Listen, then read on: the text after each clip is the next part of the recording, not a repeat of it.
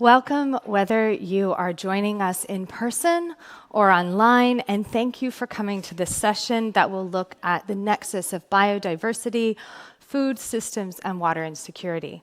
My name is Catherine Farr, and I'll be moderating this session. This is going to be a conversation around the nexus, is a conversation of interdependencies.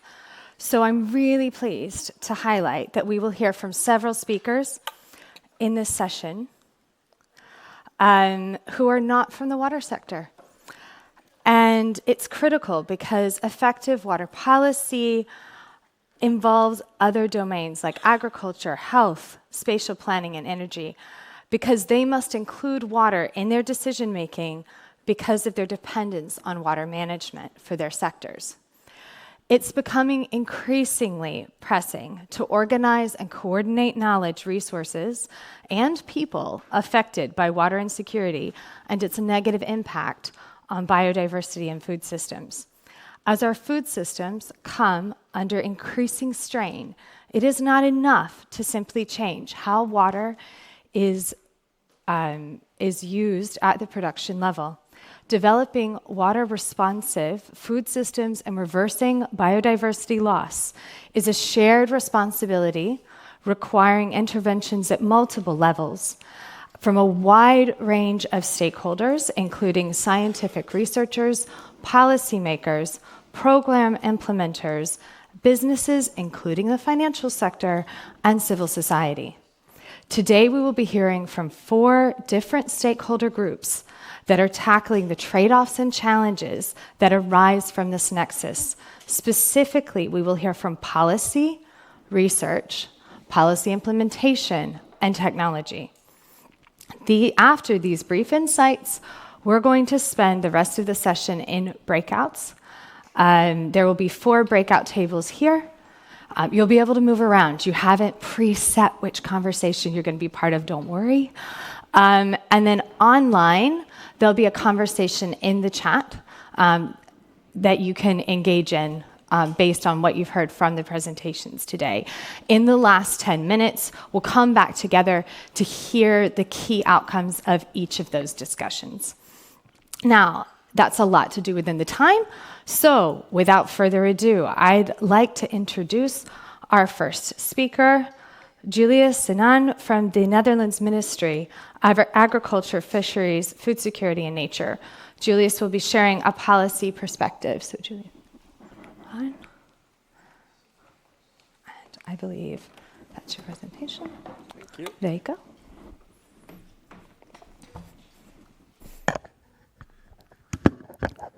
Is this okay? Yeah. Good morning, everyone.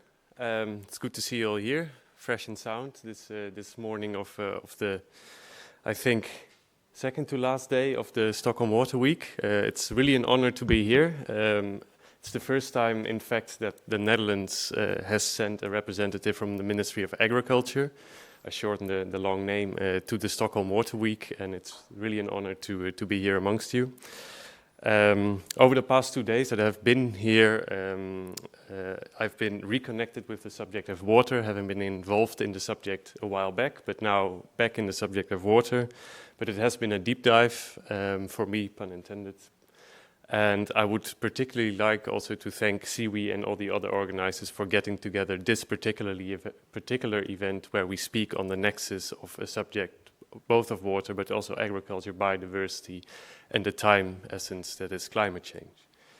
In my short contribution today, I will draw on many of the things that I've heard here in the past few days from many of you who are much more versed in the subject of water than I am.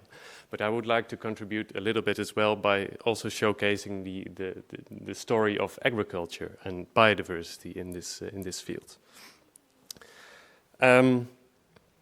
I think agriculture and biodiversity and water and climate, a connection that is both profound and urgent to interconnect in policy discussions, is done too little yet at this moment. And I would really like to use this time and the discussion later on to see and learn from you how you deal with these discussions in your own fields and in your own professional work.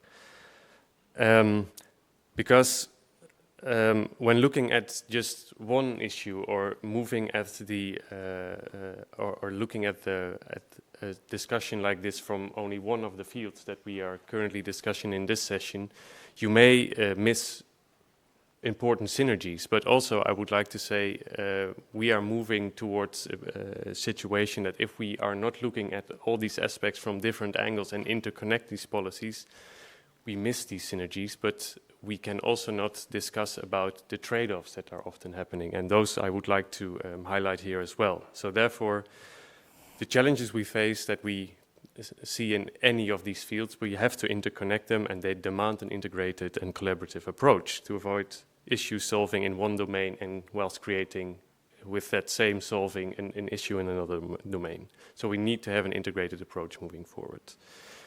So before I delve into what we think of nexus thinking, I would quickly highlight some of the issues that we are facing, and they've been mentioned over and over during this conference, so I'll keep it brief. Our agricultural systems, biodiversity and water are inextricably linked, as I said. Rain-fed and irrigated agriculture are highly dependent on water availability and a healthy living soil and biodiversity. Agriculture accounts for about 70% of all fresh water withdrawal, and our global food system is the primary driver of global biodiversity loss. However, we can only feed the world in a changing climate if we restore and protect natural freshwater stocks and use them sustainably.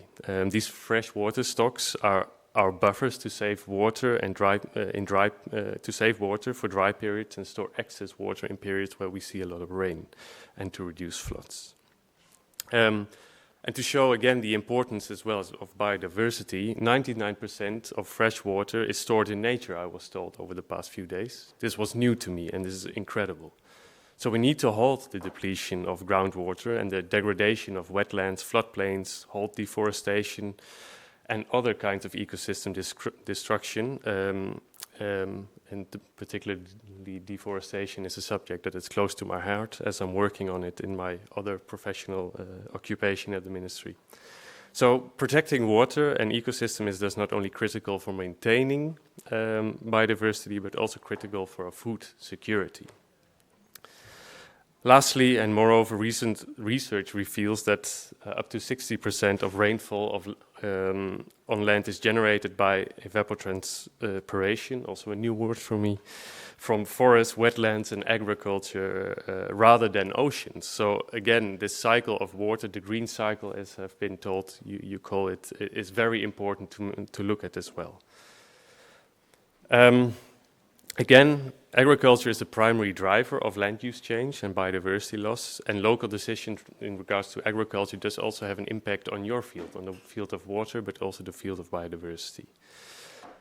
So in the Netherlands, we for instance, see already some of these challenges coming to the surface, like soil degradation and salinization, particularly in coastal areas.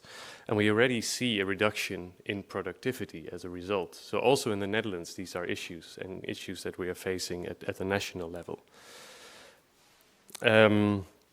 So as a response to the situation, we see a developed and increasing reliance on adapting to the current situation and future conditions, and the intensive use of seeds and also fertilizers, which also connects this discussion of water biodiversity and water to, for instance, discussion we see in regards to energy, as energy is very much used in the production of fertilizers. So these, just to show that all these different themes are very much interconnected. Moving forward, I want to present a little bit our deliberations on the nexus thinking in the Netherlands. It is an approach that looks at specific problems and solutions from multiple angles, and we try to integrate different policy agendas in this regard. This approach, although it is complex and not set at one given moment, it is necessary for adopting a systems approach, a systems view to ensure food security and environmental sustainability. This nexus thinking needs to be applied to a concrete area, like a watershed, familiar to many of you. But the concept that we use to look at this watershed, they can be global. but the actions that we use to tackle the challenges can be very much adapted to the local situation. Tackling these challenges is particularly difficult when interconnected sectors continue to work independently. So that is why we argue we have to bring these policy fields, but also the practical fields together. And we see still separation because we have separate events for climate, biodiversity, soil, water. And we often address similar challenges, but from very different perspectives. And I think we have to integrate these perspectives more. So that is where this very brief picture comes in. So in our discussions at the Ministry, in close collaboration with also the Ministry of Water and Infrastructure and also the Ministry of Foreign Affairs and Economic Affairs, we are currently exploring these three distinct approaches. And I would like to quickly highlight what each of them means. When we talk about optimizing, we are talking about the short term. So these are often solutions that don't necessarily solve the underlying problem that we aim to address. So they can be an optimization of the current condition. It can be irrigation, using different seeds, using different agricultural practices, but aimed at the short term. Then we have the adaptation. It's more the medium term, where we acknowledge weather and climate patterns are going to change, and we must seek more long-term solutions. And these often involve higher costs, and also both in terms of money and in terms of processes, because we need to get people together. And then we have the longer term, looking at new systems and assuming that transformation and the effects of climate change cannot be solved within the current system. Instead, we must develop an entirely new system. And that is what we mean with this three-pronged approach. I'm running a bit out of time, but I wanted to show you these few questions that I would like to address at one of the tables together with you. So how can we really delve into this subject together? How can we link the discussion of these different agendas, looking from your water perspective, really looking to integrate this perspective that you all have here today and take it back to a Ministry of Agriculture that relies very much on water but doesn't primarily think of our problems as the water. So I'm really looking forward to have this discussion with you, and thank you for your attention. Thank you, Julius. That was really great, and it's so nice to have the Ministry of Agriculture here. I've been at World Water Week for 9 years, and I can tell you we constantly talk about wishing there was more of an ag presence here to have this discussion. So we're really pleased to have you here today. Thank you so much. We will be moving on next to look at the research angle. So, sorry. Looked at policy, we'll now go to research. So I would like to invite Arjan Budding from the Wageningen University to share the latest research insights. There you go. Yes, thank you. Yes, good morning, you all. I'm very pleased to see such a great crowd here to listen to our story and to later on discuss with us our ideas and our observations. My name is Arjan Budding. I work at Wageningen University and Research as the Program Lead for Sustainable Water Management. And in the brief time I've here, we would like to discuss a bit the role that water plays in food production, because we think that the water system and the food system need to be better connected. Also, I would like to stress out that our present-day food system and that water dependency is facing some serious challenges. And then I would like to stress the integrated approach and maybe discuss later on with you all our possibilities for better connecting. There's some noise maybe, but. Yeah. Well, this is a known picture, and I thought, well, I every time I see it, I'm always impressed. The blue marble, our beautiful planet, it's blue by the water of it, but 97% of the water is salt water, only 3% is fresh water, and of that fresh water, only 0.3% is blue water that flows in rivers. So if we look at agricultural water use, we see that the withdrawal of fresh water from water systems is the largest consumer. 70% of the fresh water we use from our rivers and our streams is used for agriculture. The water we use for rain-fed agriculture is a lot more, but still our active withdrawal of water from our water sources is tremendous. Well, to show you that the water and the food system are interconnected, this image gives you a bit of an example. Not only for food production we need water, but also for food processing, for food preparation, for energy production. We need water in order to provide us with food. So in Wageningen we work with a food systems approach, which gives us a clear identification of the different stakeholders and the different elements that exist in order to produce food. It's not just a farmer that produces food and then a consumer that consumes. There are all different elements that we need to take into account. We have minerals that we use in order to have production, well, obviously water, which we will dive into a bit more, but also biodiversity. On the other hand, we have policies and regulations. All these elements make the food system, and we think that it's very important to analyze an entire food system in order to have sustainable food systems. Well, to go a bit more into water and the relationship with food systems, well, about 20 years ago there was a comprehensive assessment of the IWMI on the availability of water for food systems, and we concluded then that if we would take action, there would be sufficient water available for our food systems globally. Well, we're now 20 years further, and colleagues of mine have done some research with available information, with available data on how we are picking up this. Because one of the actions that we discussed in the comprehensive assessment is that we needed to improve on the technology level, to improve varieties, have a better photosynthesis processes so that we would have a higher water efficiency in our crops. Well, what we see now, analyzing all the information, is that we are not succeeding. Our water, our agriculture consumes just as much water as it used to 20 years ago. So all the efforts that we made are not resulting into a more efficient water use, and therefore concerns are growing that there won't be enough water for our food systems. So we're on quite a pessimistic path in using more land and water to produce sufficient food. We need to improve our productivity, but it did not materialize. And we see that, especially for the staple crop production on irrigated land, we are, well, with us at least, concerns are growing that there won't be enough water available for the staple foods.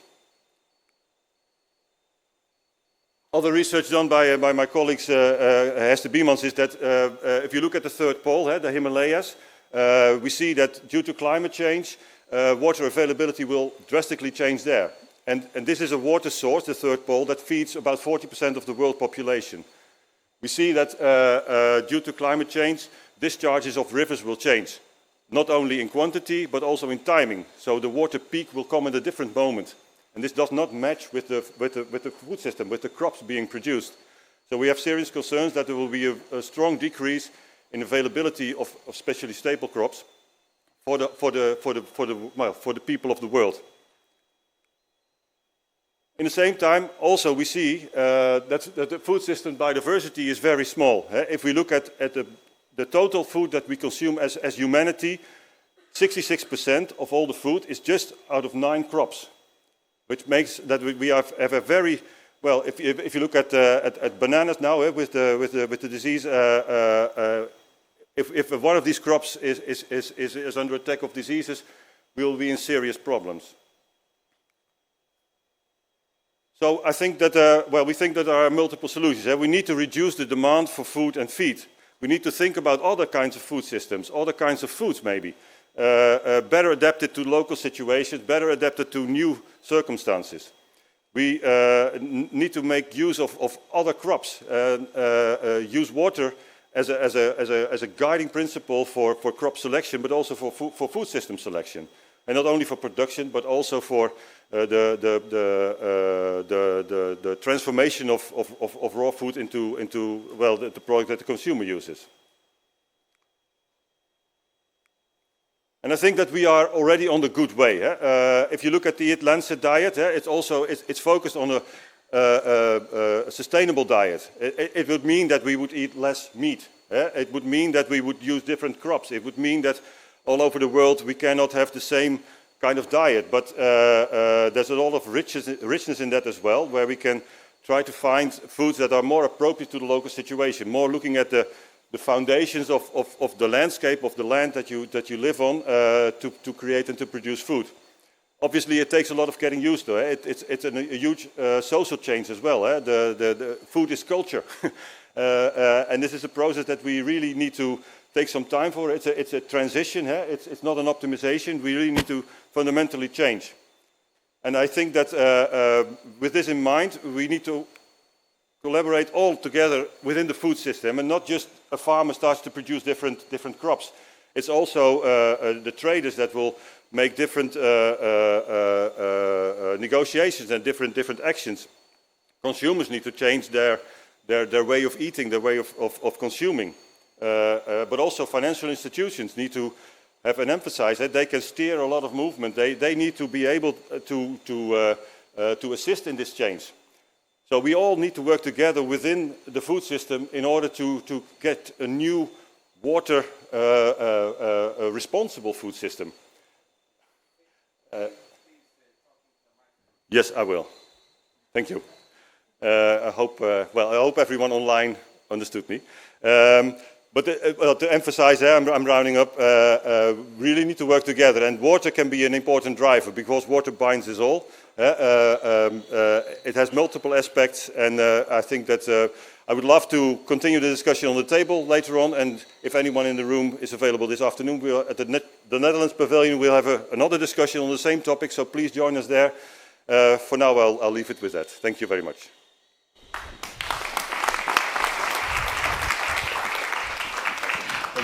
Perfect. Thank you, Arjan. So what I will be doing is, if you have any clarifying questions, we're going to bring all four of the speakers up at the end of the presentations before we do the breakouts, and that way we can also clearly assign each of the tables for the topics. So thank you so much. That was really helpful. I really enjoyed seeing maybe not enjoyed saying the lack of progress, but it was really interesting to see what you were showing with that map of the world and the amount of rain fed still. So thank you so much. It's really interesting. So now we will be moving on to policy implementation. We're just switching to the next part of the PowerPoint presentation. And so I would love to welcome Lilian Gering from the Netherlands Enterprise and Development Agency, RVO, working on Partners for Water. Lilian, the floor is yours. Thank you. Good morning, everyone. So nice again to see this full-packed room. You heard a story about policy, you heard a story about academia, and now you hear a story about how to implement that. So I'm Lilian Geerling. I work for Partners for Water. It's one of the international water programs, and we work under the Ministry of Infrastructure and Water Management. But I'm also speaking on behalf of Valuing Water Initiative and other of the international water programs at RVO, the Netherlands Enterprise Agency, who is focusing on the values of water, and they go under the Ministry of Foreign Affairs. So very briefly, what we do is try to translate the Netherlands international water ambition into an actionable program. And we do that not together with the team, but also together with all our partners. And they come from academia, from NGOs, from companies, from policy agencies, and together also with governments. And the whole focus is that everyone has water security in its broadest sense. So we have various components in our program. One is focusing on collaboration government to government in 7 Delta countries. We have a subsidy scheme where people can apply for a subsidy in water security, innovative approach. And we have the thematic approach, and we also support that by promotion, communication, and mutual learning. And for us, Very important in the approach that focus on two themes, nature-based solutions and the water biodiversity food nexus. And that's why we also execute all kind of projects at the moment to see how can we, well, make this nexus go to the right direction, you could say. So in all what we do is that we really focus on system understanding, collaborative work, of course going toward the end goals of the SDG, and as you all know probably in this room, SDG 6 is connected to almost all of the other SDGs supporting that, so that's very, very important. To have not short-term partnerships, but really long-term collaboration with everyone that we work with. And well, I heard in all the sessions that I went to in the past days, that this long-term is not 4 years, it's not 5 years, it's, well, at least 10 years or more. That's the only way to make this sustainable transformation and make it happen. In this water biodiversity food nexus, we really try to see how we can overcome this enormous footprint that the food production delivers. I don't need to explain to you now because the previous speakers already eloquently explained to you what's happening. So that is a very dire situation that we are faced with. So we have to do it differently. We have to start this transition. Well, we had to start it maybe yesterday, but we really have to work on that together. And that's what this program focuses on. So to really see in the whole value chain, how can we make this transition happen? And therefore we have to experiment. We have to be daring sometimes. And we also have to trust our partners everywhere where we work together with. And demonstrate on site that it is possible to make the things happen that Arjen just explained to you. So the Valuing Water Initiative, to shortly also demonstrate that, came up of the UN Water Conference on the values of water. And they try to really focus in all the projects and processes that they have been starting up since their origin to make that happen. I'm not sure if you're aware of them. I think we should all know these values by heart, right? But you can always find them also on the website. I'm not sure if everyone knows the values or if you have been able to work with them, but please take them in your heart forever if you work on water, if you work on the biodiversity, or if you work on food. So that we actively work is also demonstrated here by this picture taken last week by one of our colleagues in Colombia. She was visiting the pre-COP. And then this talk of also an ancestral knowledge of food and water and the cultural aspect of that was discussed. And we're going to use this session also to bring this further towards the COP in Cali that focuses on biodiversity that will take place end of October. So you saw all kind of water figures, but I also like to show you this map that the biodiversity is really not scoring well. Probably people from Sweden in the room. Rockström already a long time ago showed us that the planetary boundaries are crossed and crossed heavily. And of course, biodiversity is one of the boundaries that is really difficult. So how do we try to, well, make this map go less red and to lower the footprint of water use in food production? One of the projects that we work on is based in Chile. It's called Aconcagua. It's in a valley, and there's a lot of food production there, particularly, you know it maybe from the wine, the grapes, but also a lot of avocado, a huge amount of avocados for UK and European market, for instance. We also have a project in Peru, same type of thing, like water stewardship around the river basin.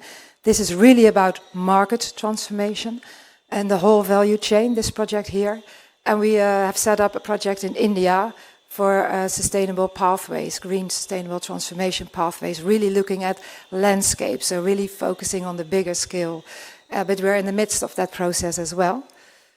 So what we try to do here is demonstrate throughout the value chain that there's common understanding of if we could go on the way we're producing now in the next 10 years, 20 years, maybe 30, most of the producers will go out of business, and that's not good for, of course, local livelihoods at first, but also not for water and biodiversity.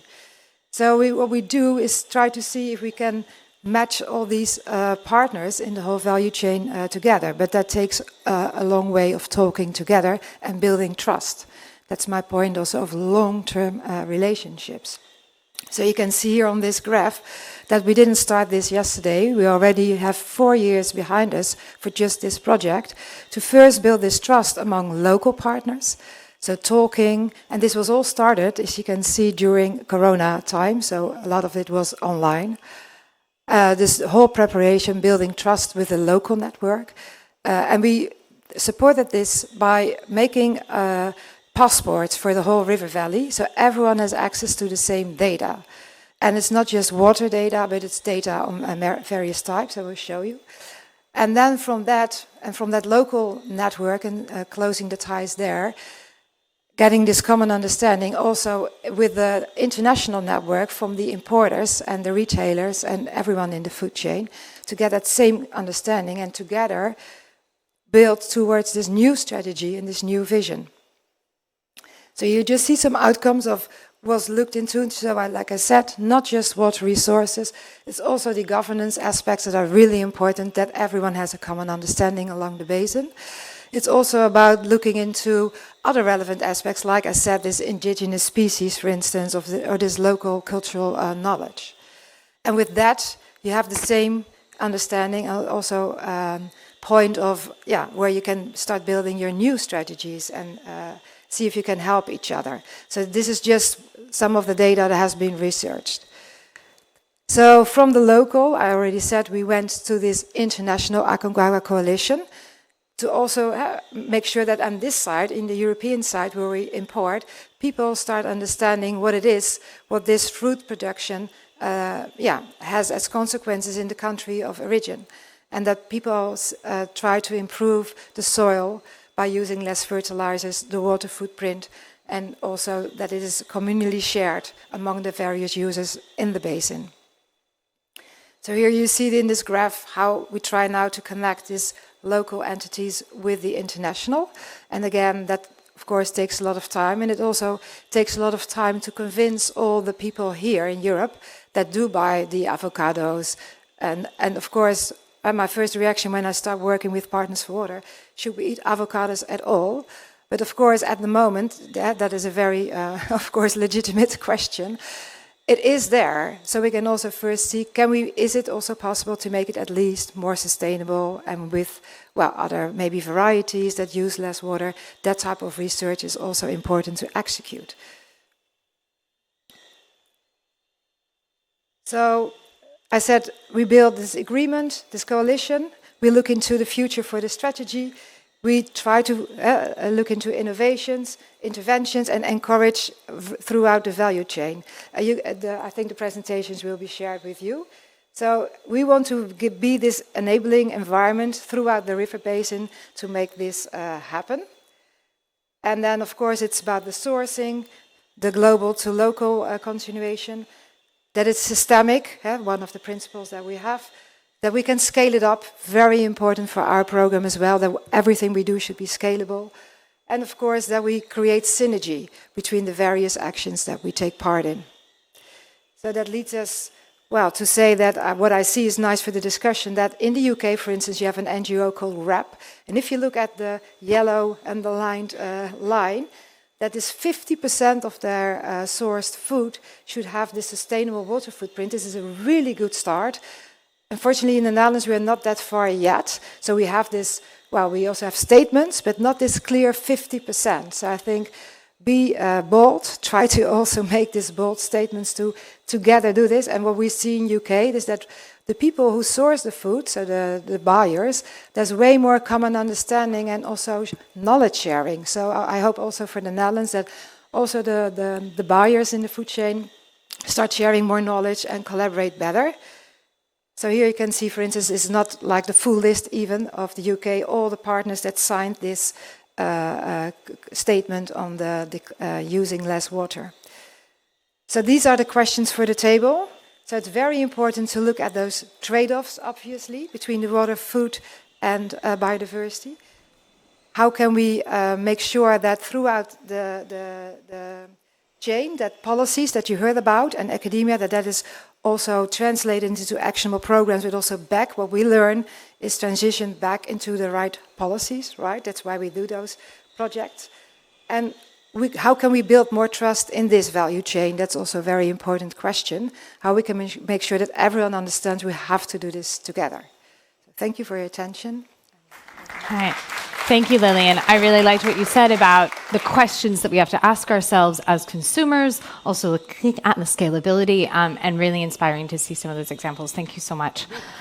And now we will move on to our final stakeholder group, looking at technology. And so I would like to invite Jessie Lynn van Ekman from Van der Hoeven. Yes? So thank you so much. Thank you. Hi, everyone. Good morning. Excited to be here to talk about the technology perspective within the cross-sectoral field, and I'll especially be talking about water and food. So my name is Jessie Lynn van Egmond. I'm trained as a civil engineer from a water technology perspective and now work in the food sector for a greenhouse technology provider. So also providing a private sector angle in the journey to more cross-sectoral collaboration. So first of all, I'll start a little bit about what Van der Hoeven does and then move quickly into the existing cross-sectoral projects that we do and have. The ones where we've really attempted to achieve synergies and the challenges that we are actually facing there. And I would like to use that as a jumping off point for the discussions that we're going to have later as well. So what does Van der Hoeven do? We're a turnkey, high-tech and circular greenhouse provider. We focus on consultancy, but mainly on designing, engineering, building, and also the operation of greenhouses. So what type of crops am I talking about? It's more on the high value side. So think cucumbers, tomatoes, strawberries, those type of directions. The specialty that we have is really to create these type of greenhouse projects for areas that have very extreme climates. So think of areas that used to be considered too hot, too humid, too cold, or too water scarce to grow these type of crops in a consistent way all year round, regardless of the outdoor climate. You see also our footprint, so all the different areas that we've been active in so far, and it's been over 750 hectares around the world.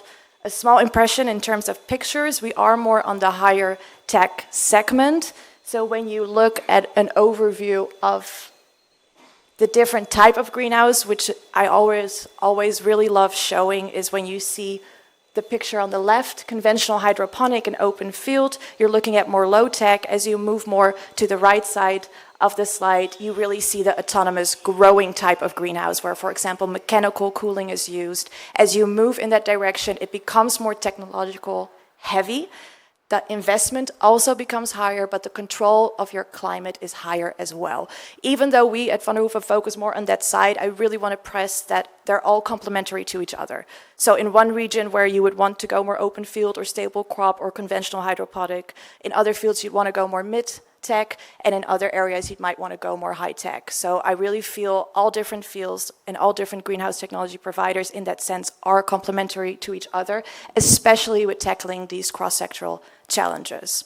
Then if you look at the bar diagram to the left, it's also really a trade-off between water and energy as you move through these different type of greenhouses. As you move more technology heavy, you don't need as much water per kilogram of produced crop, whereas the energy demand really goes up. Whereas on the other side, you see that you need much less energy, but a lot more water per kilogram of produce. So in that sense, it's also a trade-off. Then a question that rises with that trade-off is also where do you source the material from? Where do you source your input from? Whether that's water, energy, or anything else that would go inside the greenhouse. That's something that I have been working on a lot for the last couple of years, and that's focusing on a line of greenhouses that we would call circular city greenhouses. What do I mean with that when I say it's actually cross-sectoral greenhouses?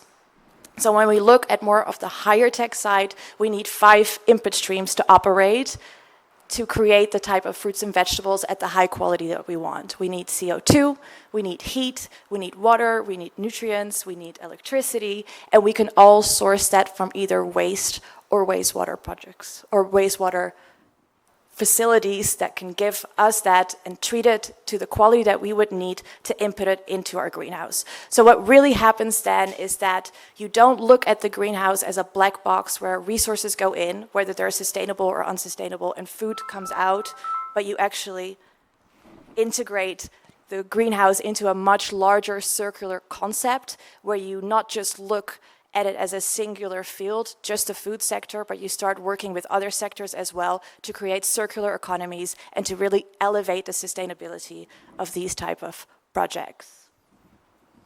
What I want to say is that the benefits really go up, the synergies really go up. There's a lot of different benefits when it comes to this type of working together, yet at the same time, the complexity also goes up. So when you would have a standalone greenhouse project, the stakeholders that are involved are much less than when you go to a more cross-sectoral greenhouse projects. So what you already see within existing standalone greenhouse projects is that we of course have a local partner, a local developer that knows a lot, and that used to be the Dutch greenhouse grower just around the corner of where our headquarters is, and they would be our main client. They would decide also where the resources would come from. But now, especially with the shift that's happened during COVID, but already before, where regions are starting to realize that they don't want to be dependent on a globalized food chain, there's a lot of areas that are not that knowledgeable yet in terms of high-tech crop cultivation that are also moving to food security and high-tech greenhouses.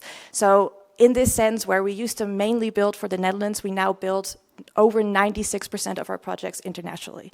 And even in the deserts or wherever you can see where you didn't see greenhouses before. That means that more investors are stepping in that don't have that knowledge, but also that there's a shift happening from the local developer to greenhouse technology providers as ourselves that are taking on not just the building, but the operation and the knowledge. And with that shift in responsibility, we also have a bigger circle of influence where we can make more choices that are more cross-sectoral, more sustainable, and where we can really mix the two benefits together from having a financially healthy greenhouse and at the same time doing the right thing and building them in a sustainable and cross-sectoral way. It becomes more complicated though. So we've realized projects like this and it is a whole nother ballpark and a whole nother field. What we get is we add in the resource providing industries, the wastewater treatment facilities, whether that's government owned or not. What we also do is that we would add Knowledge Institute, especially for the nutrient section. There's quite a lot of R&D involved with implementing those in greenhouses, whether for the other input streams like heat, the technology is already fully there. And then we also involve more private sector parties outside of our own sector. So it's no longer the greenhouse technology provider, but also the water treatment private sector party. It's also the waste incineration facility that might be privately owned, etc. There's a lot of questions that come with this. Who's going to take the risk? How do we shift this? How do we accelerate this? And this is also something that I would love to talk to all of you about during the discussion, because I have my private sector angle and all the knowledge and challenges that we face and we know, but I want to know from all of you as well later on what you think and how we can create momentum for projects like this, where cross-sectoral collaboration is the norm and where we really blend those benefits together.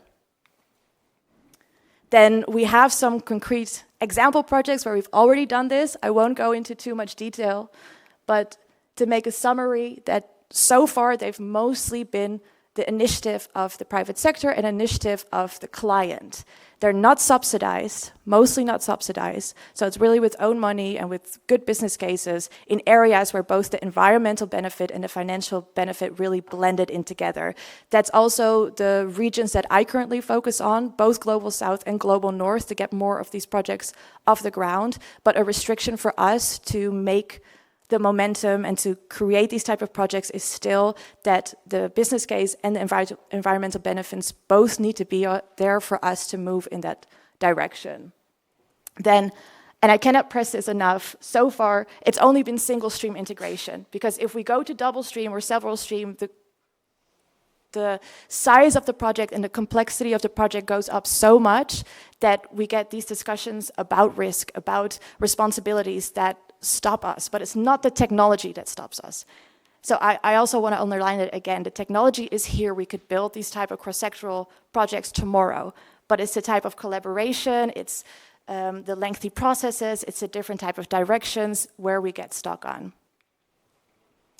Then I have summarized quickly some small things, also speaking to a few of my colleagues and other private sector parties, whether that's from water technology, whether that's from waste, whether that's from food, on the challenges that we face moving forward. It's awareness, even within the private sector, a lot of water technology parties talk to water technology parties, food to food, waste to waste. So even there's bridges to be built. Then also between public and private, there's still terminology, bridges, exposure, and things that we run into that could be streamlined to make these type of projects hopefully happen and make the standard. Then I'll skip the small intermezzo picture and then end up with the main question that I have, and that is, what can we do? So everybody in this room, private sector, public sector, different sectors all together, to make these type of cross-sectoral projects the standard. And when I say the standard, I also mean for all greenhouse builders, whether that's high-tech, low-tech, mid-tech, or anybody else involved in the food sector, to collaborate with food, waste, water, wastewater, and all come together. And that would be it. Thank you very much. Thanks, Jessie Lynn. It was really interesting to hear your point about technology is not the limitation, and to hear how much it's expanded in the last couple of years. That's really exciting. I'd like to welcome all 4 of our speakers back on stage, and if we could give them all a really good round of applause, because these have been really interesting discussions.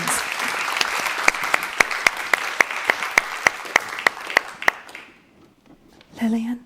Oh, okay. So she'll join us in a second. What I want to do is just explain what we're going to do for the rest of the session. So if you're online, you're super lucky because you will be discussing everything. You're going to be open to discussing all 4 sections.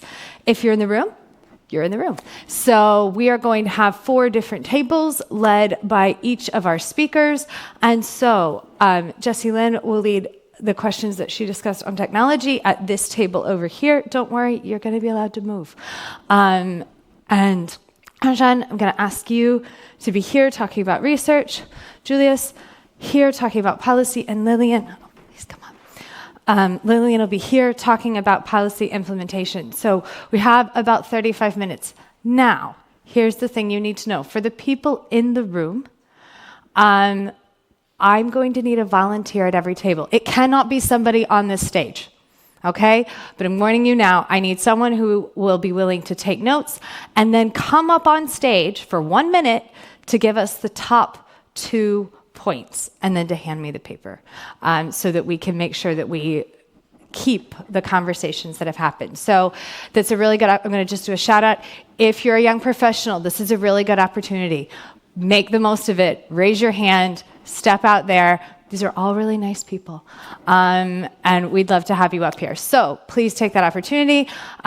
For those online, you can go ahead and start your discussion. For those in the room, feel free to get up unless you're at the table that you want to be at. And I will give you a 5-minute warning and have a great discussion. Yeah, thank you all.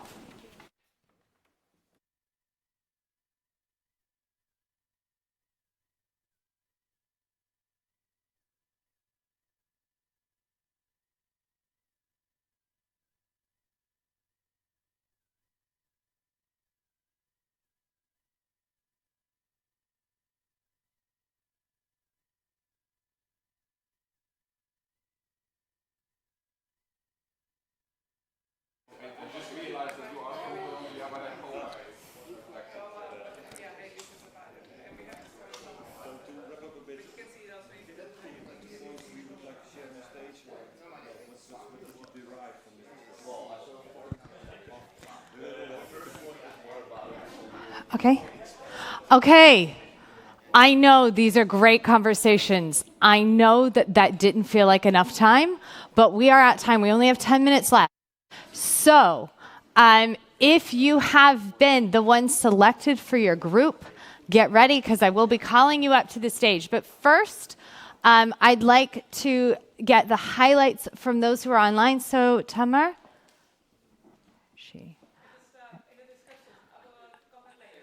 Okay. All right. I won't start with you then. So I will just say, again, we're going to need the whoever it is to come up on stage. And so let's start backwards from where we started. And so who is going to give us the highlights from technology from this table? Please come up on stage and use the mic.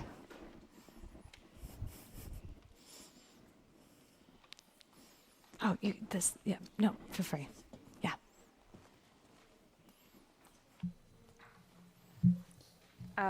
Can you hear me? Yes. Good morning. My name is Elisa.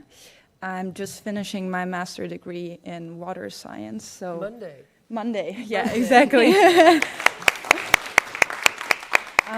I would say 2 points that I caught from the table are, for one, that actually basically involving stakeholders along the supply chain of actually ultimately bringing food on the table is extremely complex.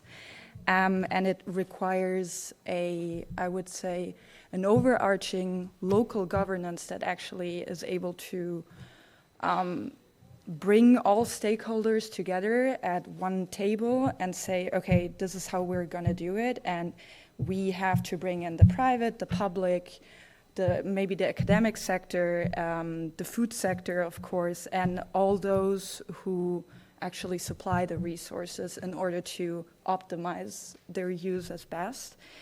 And another, I think, concept that came up was who is willing to take up the risks in terms of the supply chain. So along the supply chain, you're going to have many stakeholders involved, and none of them is probably going to be incentivized of actually taking those risks. So how can we put them all together and make sure each of them benefits and gets incentivized to actually be involved? And another last concept is that technology is there, but sometimes or often it is not affordable to those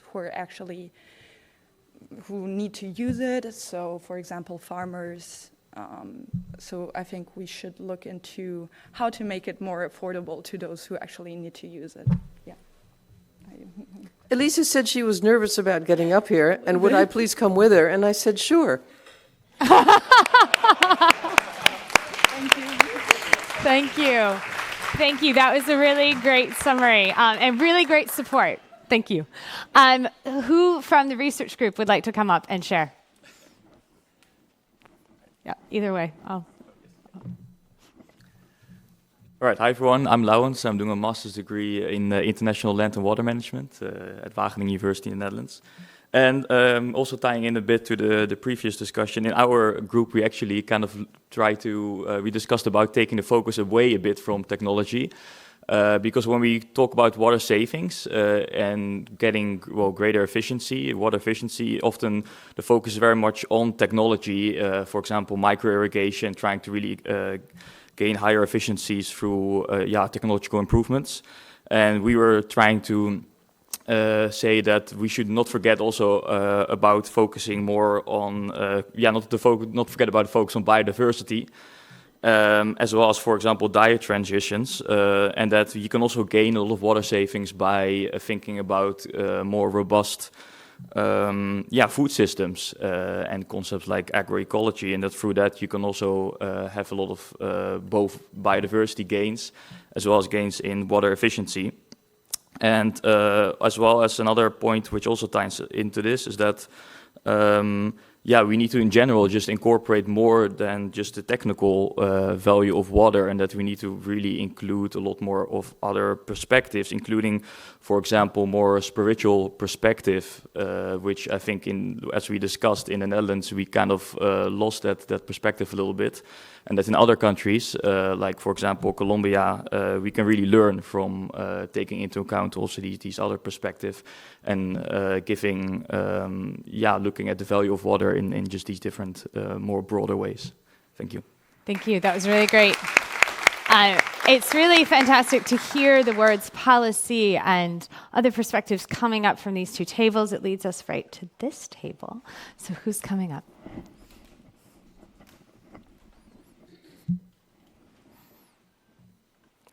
You can go either way. Good morning. My name is Tika. I work for the Netherlands government as well. We had a really lively discussion, and it also really touched upon some points that were made earlier. But I will pick out a few. I can't name them all, I think. But we started our discussion with some points on availability and price of energy that kind of influences how other resources are used. So it really incentivizes behavioral change of different kinds of stakeholders within the Nexus framework. So we started our discussion with that, but then we kind of came upon fairness and equitability and kind of how we could share both burdens and benefits better so that it's everyone's problem, but also everyone's opportunities. So we kind of talked about how we could share responsibility, and also usually it's about placing value propositions on farmers or asking farmers to take risks. But we talked about how we could maybe create a value proposition for all involved. And lastly, I think it was mentioned earlier by you, also on risks, that it requires a safety net, especially by farmers, but as mentioned, preferably by all. And that from policy side of things, there could be a role to kind of de-risk investments and provide a better base for all. Thank you. That's really great. And again, hearing a lot about equity and considerations of other groups, thinking about the risk. I like that that's come up at different tables. We can really see the intersection of this nexus, not just within the topics, but also the need to work across these sectors. So last but not least, for in the room, please come up for policy implementation. And you can have right here. Hello, everyone. My name is Adeola Pashe. I am a graduate from University of East London, studied public health. I worked in low-income communities to improve health across southwest region in Nigeria, and I recently moved to Sweden. Thank you. So in my group, we spoke about policy implementation. And so there are 3 questions, and I'm going to give details on the roles and challenges. So they're kind of mixed together, so you might have to listen carefully. So we focused on one of the roles. In the roles and challenges, one of the things we spoke about is the fact that there needs to be focus in the local communities, because when we have to implement projects, there are power dynamics. So, a part of the section wants to show some kind of power, and then we need to also build capacity to increase participation in among the communities. And then we also spoke about ranching economy, which is happening in the United States, and that we also have to balance it. So there has to be a balance, so in such a way that we have to drive trust. So the local farmers have to be able to trust that those policies are actually benefiting them, and not just the government trying to just blow up something that is not really existent and not efficient. And then we also need to get them on board. So if you have to work with local communities, you're not just giving a direct top-bottom approach to them, but rather you're actually bringing them on board to hear their voices. And so that's one of the roles. And then also, we also need to work with feedback. Feedback is very important. It is important that you're building, creating programs and projects to help them, but you also need to sit down and understand that and listen because they have a voice.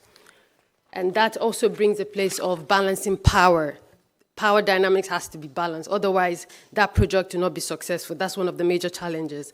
And also, just like I mentioned already, that there also has to be a lot of mapping leading to strong collaboration. So there has to be a team, create long-term project, sit down and map it to actually ensure that every aspect of that project, every stakeholder in that project is brought on board. And then another thing is that, so all right, I'm just going to quickly, another problem is that farmers are being marginalized. And then one of the examples that was mentioned was when certain farmers, because the government has so much power. So we are at time. Okay. Sorry, for the whole session. All right, okay, so just lastly, success sells itself. So in order to be successful, success sells itself, build trust, and increase impact, basically. Thank you very much. Thank you. Okay, I know it is exactly 10:30, but we do want to make sure we're hearing from those online. So, Tamara, thank you so much. Just 2 points. Yes. Thanks. Sorry for the delay. I had to ask my colleagues Flora and Swanja to help me with the online points. So they came back to me with 3 important points. The first one is the cross-sectoral collaboration and integration. There's a critical need to make cross-sectoral, fully integrated projects to the standard practice. And I think this also links to what Lilian already told in her presentation, that you have to build trust with a local network, and that's very important, also in the case of Aconcagua. So that was the first point, and I have to choose between the other 2 which were left. So I think I go to the last one, the role of biodiversity in food systems.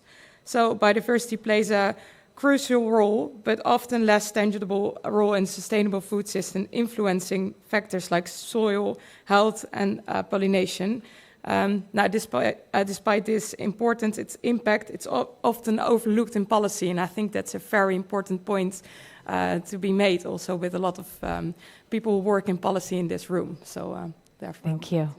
Yeah, so Thank you. Great news. Thank you, everyone. This was a really great session. Good news, it's coffee break time. So for those in the room, you can keep the discussion going, go through the doors, have a great rest of your Wednesday. Thank you so much.